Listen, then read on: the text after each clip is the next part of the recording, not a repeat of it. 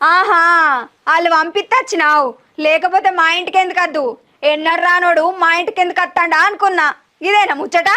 అయ్యో అది నేను ఎన్నో రాలేను ఇప్పుడు వచ్చినాను అంటున్నావు కోపానికి వస్తున్నావు. ఆయన ముచ్చట చెప్పిండు కాబట్టి నీకు చెప్పనీకి వచ్చిన గంతే. బాగా బాధపడ్డాడు నాతోని.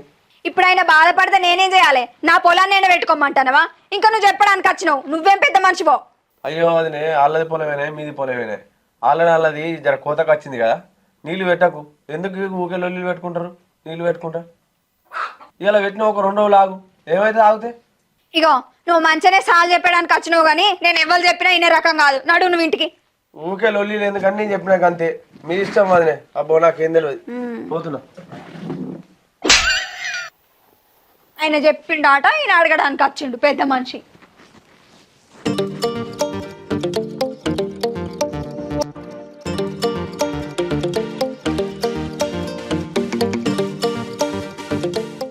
ఇంకా రాకపోయి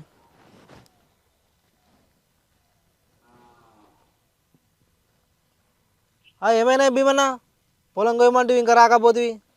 చికెన్ సేపే మిషన్ వచ్చింది సగం దూరం దాకా.